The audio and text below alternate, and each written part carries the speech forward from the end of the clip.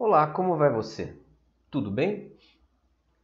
Na videoaula passada, nós falamos sobre os aspectos gerais de projeto científico.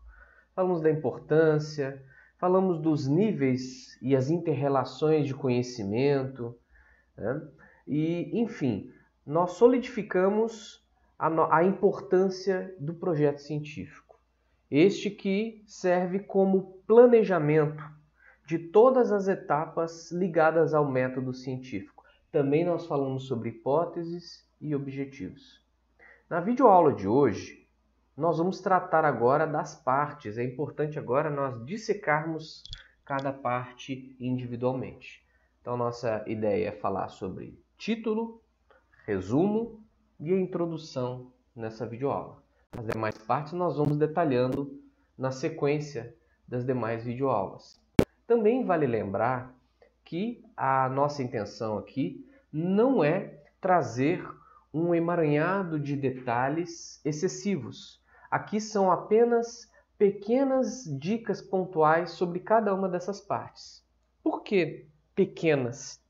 Primeiramente, existe uma gama de livros, artigos, vários trabalhos que inclusive eu vou disponibilizar para vocês no Moodle, né? Que trata sobre essas partes. Segundo, também nós vamos disponibilizar no Moodle vídeos do professor Gilson Volpato, que ele traz com bastante profundidade e grande eloquência, digna do professor Gilson Volpato, especialista nessa parte de metodologia da pesquisa científica.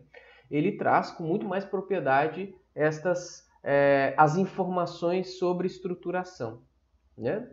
E terceiro, nós não podemos deixar de excluir a bagagem que vocês trazem da graduação. Mas alguns de vocês poderiam dizer que a bagagem é muito reduzida, né?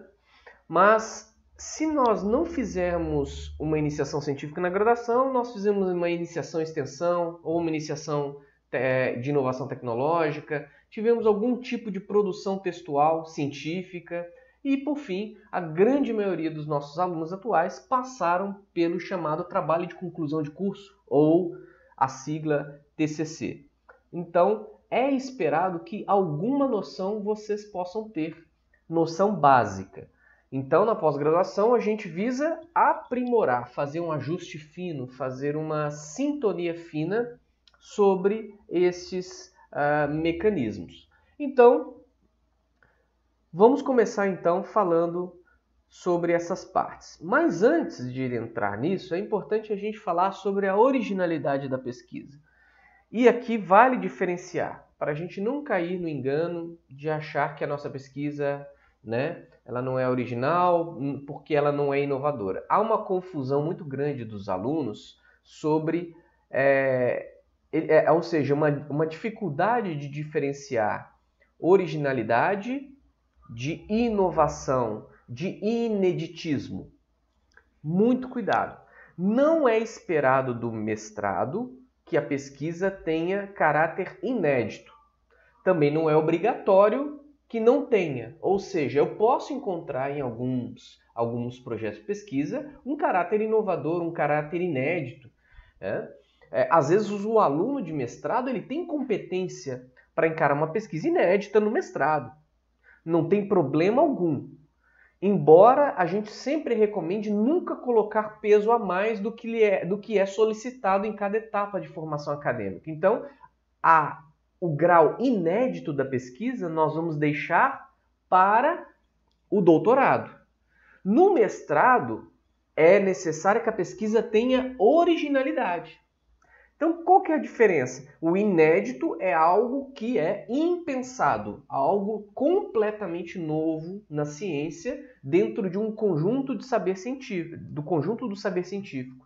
Então, por exemplo, na área de nutrição, poderíamos, nutrição animal, algo que ninguém pensou, alguma combinação de aminoácidos, algum alimento novo que surgiu, que precisa de ser ajustado às dosagens, né? As recomendações nutricionais.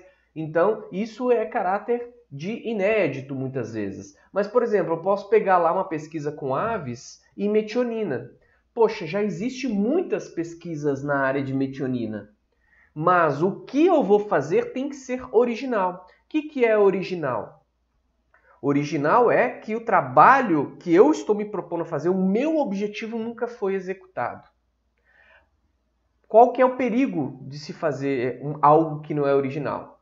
O óbvio, né? Então, eu posso, desde o mais simples ao mais complexo das consequências, né? O mais simples é eu achar que é original, eu mando para uma revista os meus resultados, né, em formato de artigo científico, e chega lá o editor-chefe, às vezes, nem vai para revisor, ele já diz que a pesquisa não possui originalidade, que já foi realizado algo nesse sentido. E a falta de originalidade denuncia o problema de falta de revisão bibliográfica. Então, se a gente não faz uma revisão bibliográfica aprofundada, nós podemos cair no problema de falta de originalidade.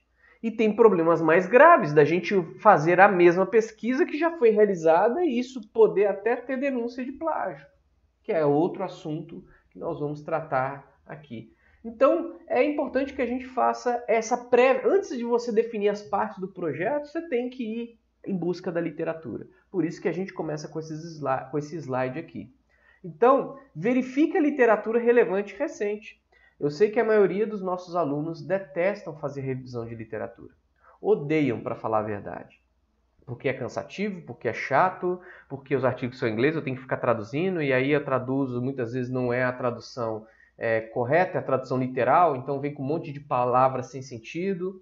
Mas é necessária a revisão de literatura, para que eu possa buscar, o que a gente fala em teoria, da metodologia da pesquisa científica, é verificar o estado da arte. O que é o estado da arte, né? É ver até onde a pesquisa chegou dentro daquela linha de pesquisa que eu estou fazendo, tentando elaborar meus objetivos, meu projeto.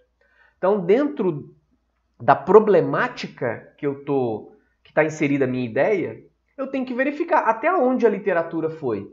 Porque é a partir dali que começa a minha pesquisa. Aonde ela parou é aonde eu começo a trabalhar a minha pesquisa. Então, por isso é importante. E recente, viu, pessoal? Muitos alunos eu verifico lá quando eu vou ler revisões de literatura. Às vezes o aluno fala assim, pesquisas recentes evidenciam. Aí quando você vai ver lá, os autores é tudo assim, 2014, 2009, 2010. Não é recente, né? E o que é recente, afinal, professor? Recente é, no mínimo, os últimos 5 anos e uma faixa aceitável máxima é 10 anos. Então, o ideal é trabalhar dentro do escopo de 5 anos, né? Incluindo o ano que eu estou. Por que eu incluo o ano? Porque já tem pesquisas que estão sendo publicadas em 2020. Inclusive, eu vou mais além. Tem revistas que têm o chamado Head of Print, ou seja, as revistas têm uma seção chamada, vamos traduzir, né? Na realidade aguardando a publicação. E por que eles fazem isso? Eles já pré-divulgam os artigos antes da publicação, eles já foram aceitos. Eles só vão passar agora por um processo de editoração. Então eles já divulgam antecipadamente para quê? Para que esses artigos vão ganhando citações. E quanto mais citações eles tiverem, melhor para a revista. Desta forma,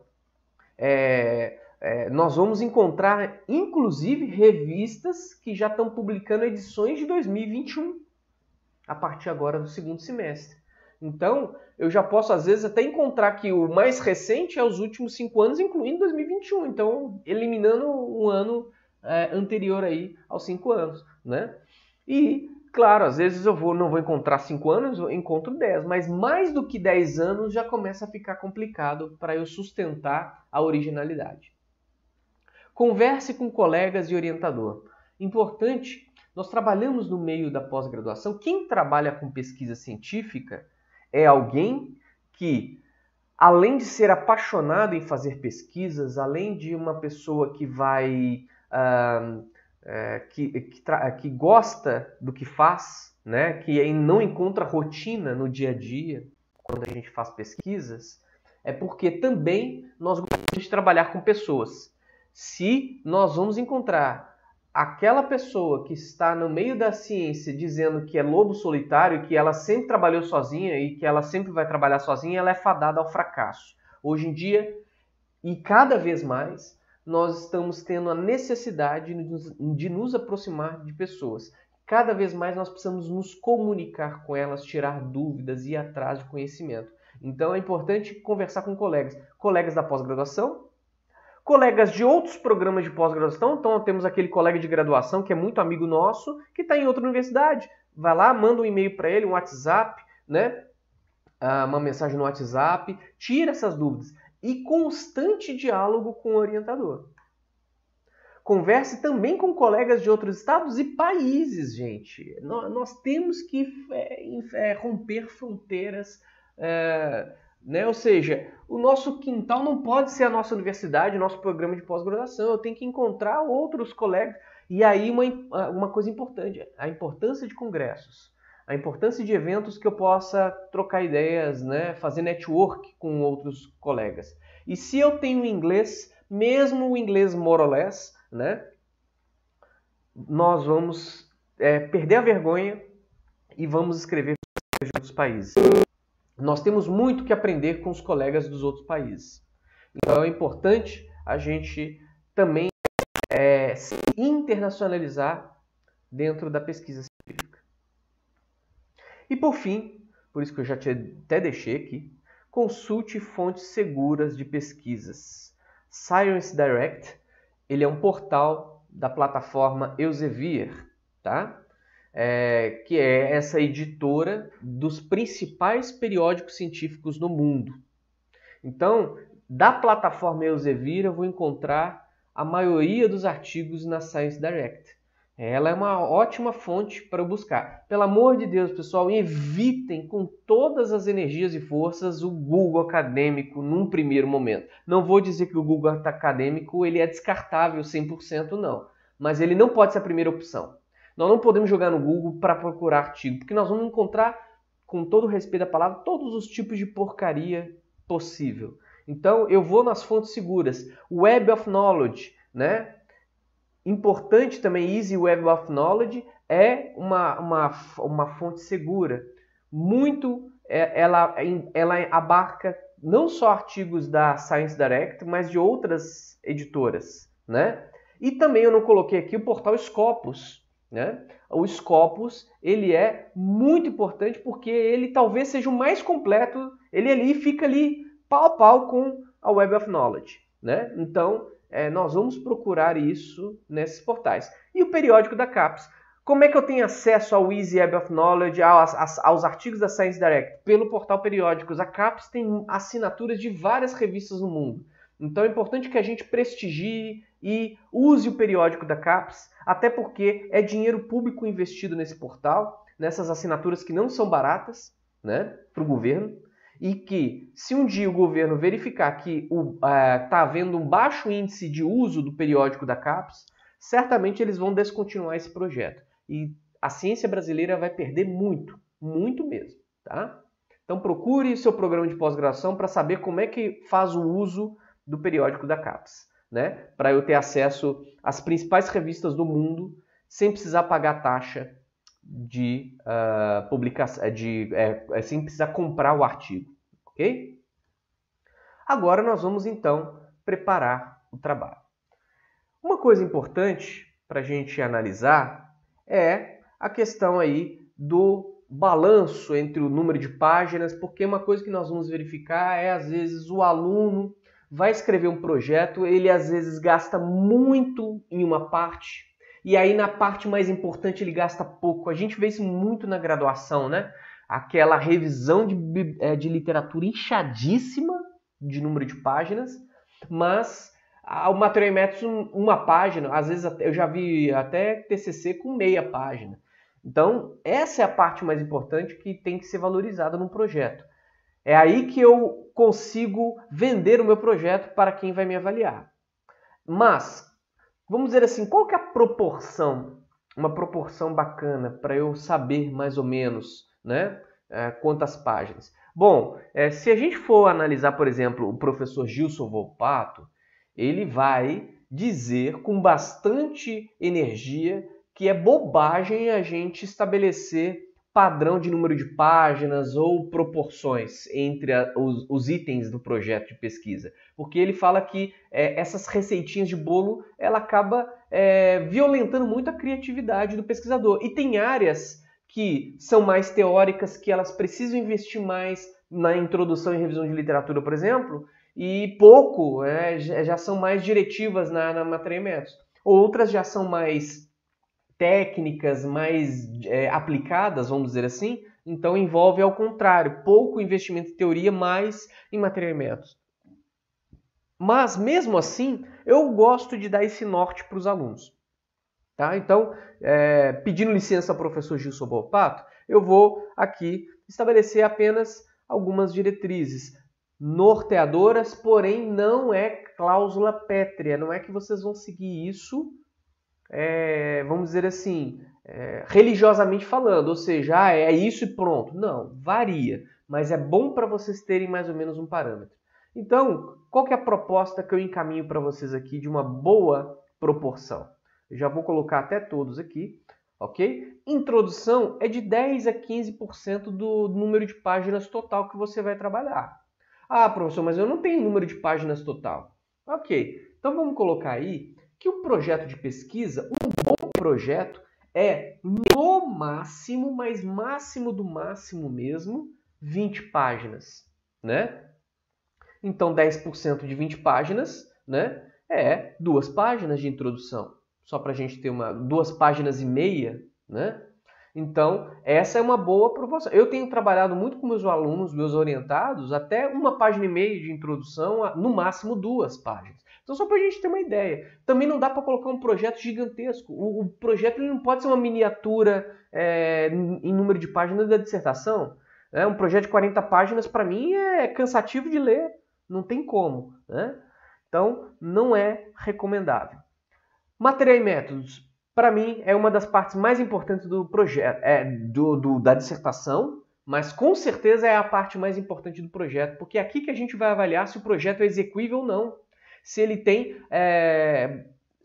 condições de ser executado, se ele não está muito, vamos dizer assim, pueril, se ele não está muito no nível de graduação, ou às vezes, ao contrário, está num nível estratosférico de dificuldade, está no nível de doutorado, e aí a gente vê a pessoa lá trabalhando, né, no projeto e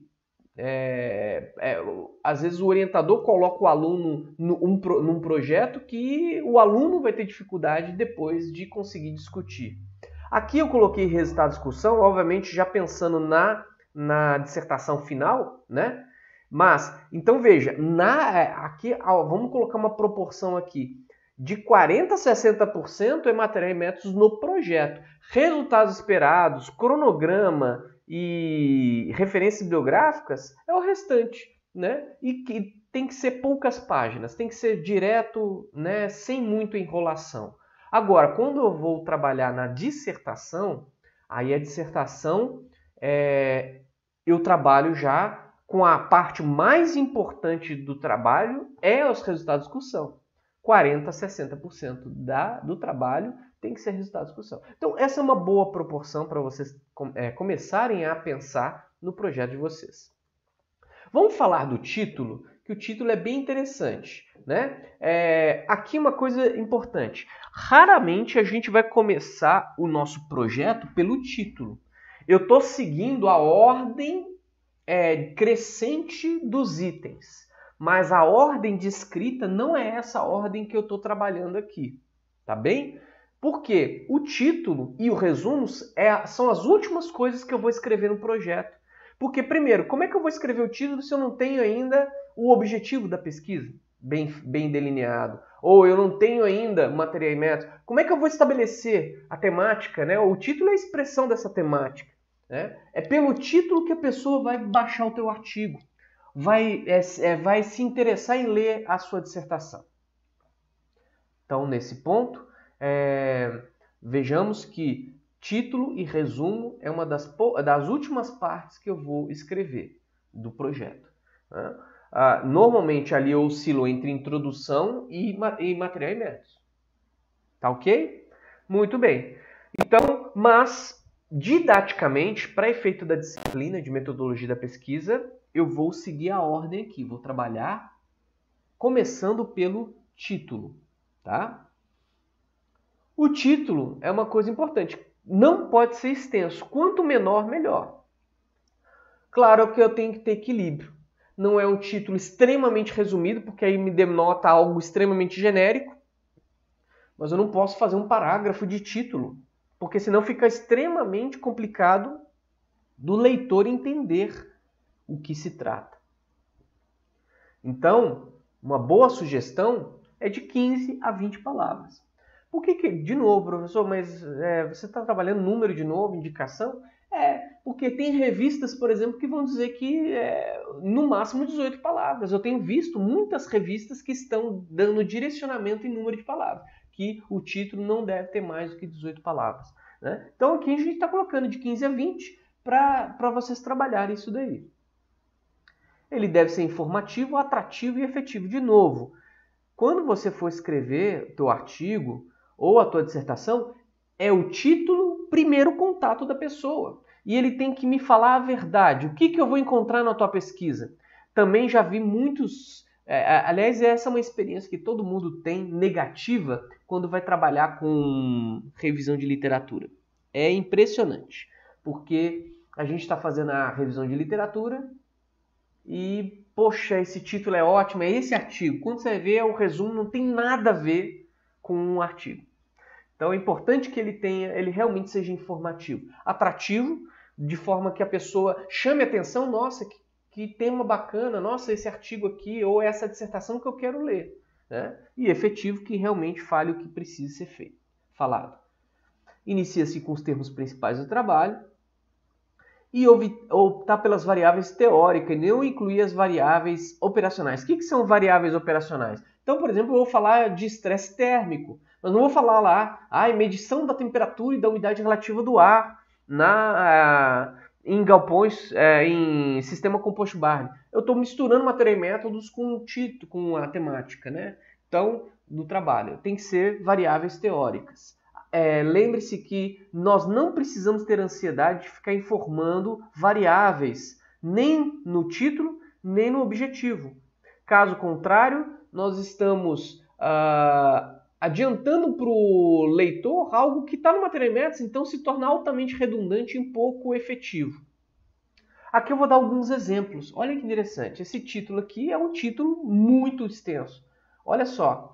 Número de perfilhos, altura e peso de massa verde de cana-de-açúcar submetidas a diferentes sistemas de preparo do solo, com e sem irrigação, em diferentes... Olha só, até cansa de ler, né? Estou lendo aqui para vocês, estou cansando. 28 palavras, 141 caracteres. Então, um título ruim, que começa a ter muita coisa aqui que poderia ser resumida. Então, olha só, um título com 3 linhas já dá uma ideia para vocês que tem alguma coisa errada. Agora, olha só a redução. Número de perfilhos? Coloquei aqui, perfilhamento. Altura, peso da massa verde de cana-de-açúcar. Produção de cana-de-açúcar. Submetida a diferentes sistemas de preparo do solo, com essa irrigação em diferentes épocas do ano. Resumir, em função da irrigação e sistema de preparo do solo. Não precisa colocar em diferentes épocas do ano, a pessoa vai ler isso no resumo, ela vai ler isso no trabalho. Mas, o que é mais atrativo? Eu pegar um negócio desse ou pegar um trabalho com esse título? Ok? Essa dica aqui, inclusive, eu chamo a atenção que foi numa palestra do professor Aleone, lá da Exalc USP, em Piracicaba, quando ele era editor-chefe da revista Ciência Agrícola. Então, tem um peso essa orientação aqui, porque vem de alguém, de uma revista que talvez seja a mais renomada e que tem maior indicador de produção, de qualidade, JCR, por exemplo, fator de impacto do Brasil, tá? Na nossa área de ciências agrárias. Aí, bom, nós partimos então de um título muito extenso para um título muito curto agora. Ações de antibióticos em bactérias. Ou seja, meu Deus, que tipo de antibiótico, que tipo de bactéria, quantas espécies de bactérias nós temos no mundo, né, registradas? Quantos antibióticos já tem pesquisa? Então, altamente inespecífico, altamente generalista. Agora, olha como é que fica um título bacana. Inibição do crescimento. Aí, olha, ações. Que tipo de ação? Eu posso ter ação de inibição, eu posso ter uma ação de... Enfim, inibição do crescimento de micobactéria tuberculose por meio da streptomicina. Opa, agora eu citei aqui um antibiótico, citei a bactéria e citei que tipo de ação. Então fica muito mais específico. Outros exemplos interessantes. Nós temos no formato de frase, por exemplo. Olha aí, ó. Coloração ambiental azul melhora o desenvolvimento de sementes de feijão. Isso daqui é muito interessante, né? A gente pega, né, o principal achado do trabalho e transforma em título o principal achado, né? Por isso que a frase também nós vamos encontrar aqui já é mais para artigos científicos. Tenho visto muitos títulos de artigos científicos no formato de pergunta. Olha aí, a distribuição de plantas da família Chenopodiaceae é limitada pela topografia da região? Gera curiosidade. Quando a gente vê uma pergunta, a gente quer obter a resposta, né? E as variáveis? Coloração ambiental e desenvolvimento de sementes de feijão. Aqui uma observação, não é muito recomendável o formato em que somente aparecem as variáveis por ser conteúdo menos explicativo do que os demais anteriores. Agora, claro, para uma dissertação, para uma tese, a gente sempre tende a ir mais ou menos por esses padrões que eu apresentei anteriormente nesse slide. Certo? Agora nós vamos falar um pouco do resumo. Do título não tem muito o que nós tratarmos nesse aspecto, né? Nós não vamos aqui ficar, como eu disse, desenhando muito esse padrão. A mesma coisa para o resumo. O resumo tem que ser uma coisa muito simples. E aí, simples, mas ao mesmo tempo informativa. E aí, eu vou colocar no Moodle outros 2 vídeos do professor Gilson Volpato que vai ajudar muito vocês no entendimento sobre o resumo. Mas aqui fica a nossa principal dica. O que é um bom resumo, afinal? Ele é preciso e ele é honesto. O que é preciso? Vem de precisão, né? Vem de precisão. Então, ele tem que ter uma dosagem de precisão. Ele não pode ficar se enrolando muito, ele não pode ser uma extensão da revisão de literatura. Outra coisa, erro muito comum que os alunos cometem. Eu vejo muita cópia de partes do trabalho no resumo. O resumo ele tem que ser uma parte diferente das demais partes. Ele tem que ser realmente um resumo. Um resumo não é um conjunto de cópias de frases que eu vou encontrar no trabalho. Nós temos que tomar esse cuidado, com exceção do objetivo. O objetivo ele tem que ser o mesmo que eu vou encontrar lá logo após a introdução do trabalho. E honesto é que eu vou realmente colocar no resumo aquilo que aconteceu. Eu não vou ficar enganando o leitor, porque caso contrário ele até pode, num primeiro momento, baixar meu trabalho, minha dissertação, minha tese para ler, mas chega lá, ele não encontra a informação do resumo. E aí perde a credibilidade, até mesmo para citar o trabalho posteriormente. Não utiliza nenhum jargão técnico, nem citações bibliográficas. Essas duas são muito importantes, pessoal. Resumo não é lugar para português coloquial, tá? Aliás, a linguagem científica é uma linguagem técnica, mas não é uma linguagem de campo. Não é uma linguagem do profissional de campo, do mercado de trabalho. Ela é uma linguagem que tem uma certa erudição, mas ao mesmo tempo eu não vou ficar usando o termo que eu tenho que ir no dicionário para buscar. Então, cuidado com os jargões técnicos, eu tenho que usar os termos científicos, ok? E eu não coloco citações bibliográficas. E outro erro também é pessoal colocar lá, de acordo com Brum 2007. Peraí, mas não é lugar. O resumo o resumo ele fala do trabalho e não dos autores, né, que eu usei para fazer meu trabalho. É breve e específico, destacando as informações novas. Isso é importante. Já vi resumo que depois do material e métodos fala assim, concluir, a conclusão, como conclusão é necessário novas pesquisas para se chegar ao resultado. Então, peraí, então não faz sentido, menor sentido eu colocar isso. Então eu tenho que destacar as principais informações. Eu faço um resumo honesto do material e métodos, né, no resumo, e depois eu coloco de fato, os principais achados, os principais resultados, ok? E evitar siglas sem denominação. No resumo, até não é legal usar siglas. Sempre usa o nome por extenso. Aí, se você quer usar a sigla, na primeira vez que você vai chamá-la, você coloca o termo por extenso e, entre parênteses, a sigla. E depois você pode usar a sigla à vontade ao redor do texto, ao longo do texto, desculpa. Mas nesse momento, você não usa sigla, tá? No resumo, coloque os termos por extenso. Então, evitar usar NDT, FDA, FDN, THI ou ITGU, enfim, né? Então, resumo. Objetivo. Qual que é o objetivo do resumo? Informar a essência do projeto, resumida, porém completa, né? Então aqui também eu dou um direcionamento para vocês, no máximo 1.800 caracteres ou 300 palavras. Agora, varia muito, aqui é só um direcionamento mesmo, só para vocês terem uma base, qual que é o tamanho, né? Então, é de meia página a uma página. E detalhe, para artigo, jamais você vai escrever muita coisa. Eles não gostam, as editoras detestam resumos enormes. Então tem que ser coisa muito simples. A pessoa tem que trabalhar muito o poder de síntese e, como diz, ser resumido, porém completo. Tá? Mas numa dissertação e numa tese é impossível você ser muito sintético dado o tamanho e a extensão do trabalho. Então, às vezes você vai ter encontrar resumos de quase uma página. Então, só para dar um direcionamento para vocês. Partes. Breve descrição sobre o assunto.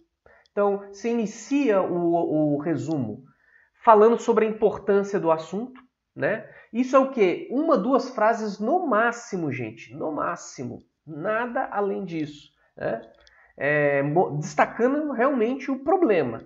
Okay? O objetivo ele tem que ser idêntico ao objetivo que eu usar lá no decorrer do texto. Uma síntese do material e métodos, síntese dos principais resultados, e aí eu coloco no final as conclusões. No projeto de pesquisa, do mestrado, do doutorado, o que eu vou fazer? Eu vou fazer a mesma coisa, só que aqui no lugar da síntese dos resultados, eu coloco os resultados esperados. Né? E ele termina por aí. Então aqui, ó, parte do resumo. Introdução, razão da pesquisa.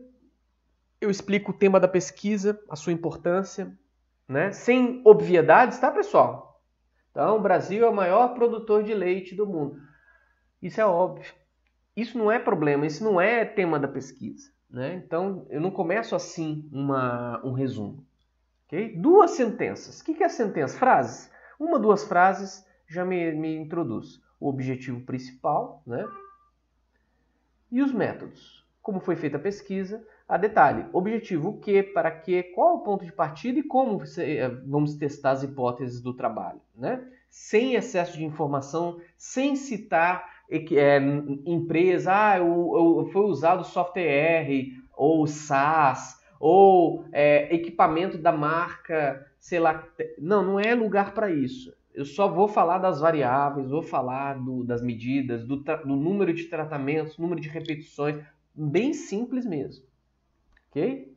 E aí os resultados esperados ou relevantes, que é 3 ou 4 sentenças, que normalmente é o principal que eu encontro. E aí, quando eu tenho o final, o produto final, que é o meu projeto, ou a dissertação já concluída, então eu vou ter lá resultados relevantes E eu tenho que, às vezes, até incluir números, tá? Eu não posso simplesmente falar assim, o tratamento, quanto a matéria seca, a matéria verde da amostra, o tratamento 1 foi melhor do que o 2. Essa questão qualitativa ela é pouco informativa, então eu coloco lá, houve aumento da matéria verde do tratamento 1 em relação ao 2. Eu coloco entre parênteses lá o valor do tratamento 1 e o tratamento 2, respectivamente. Porque aí fica interessante para a pessoa ver já de cara, né? Qual que foi o achado. E a conclusão, qual que foi o ponto de chegada. Também resumido, né? Bem resumido. Certo? Então, olha, como eu falei, são dicas breves. Não deixe de assistir os demais vídeos lá do professor Gilson Volpato. E agora nós vamos falar da introdução. Outra parte muito importante também, né? Que nos ajuda, né, a trabalhar essa questão do... A introdução ela é tão importante, tão negligenciada pelos nossos amigos, né, que às vezes a gente deixa de lado essa parte aí, né? Investe pouco nela. E é na introdução do trabalho que eu vou encontrar a importância dele. Então, se eu não dedico o meu tempo, se eu não dedico uma boa escrita e argumentos suficientes na introdução, a pergunta é, você sabe exatamente com o que você está trabalhando? É pesada essa pergunta, mas ela é necessária. Okay? Então, que tipo de pergunta que eu vou responder na introdução? Qual que é o meu problema? Qual é o problema da pesquisa? É a primeira coisa que eu começo. Então, de novo, eu às vezes me chateia um pouco, o pessoal começa, né? Introdução do trabalho. O Brasil é o maior produtor de leite. Segundo o IBGE, né, no último ano, ou no ano de 2016, poxa, nós estamos em 2020, aí a pessoa está falando 2016, né, foram exportados tantos litros. Será que isso é, de fato, vai direto ao ponto? Então, vai falando lá que, né, atualmente, um dos grandes problemas vivenciados, né, na pecuária leiteira é tarará, tarará. Já vai mostrando isso daí. Um dos desafios, sei lá o quê, mostra o problema de cara. O que justifica realizar essa pesquisa? Então, você começa com qual que é o problema, qual que é a temática da tua pesquisa. Depois, né, quais são os pontos críticos observados que gera, né? E por que pesquisar nessa área?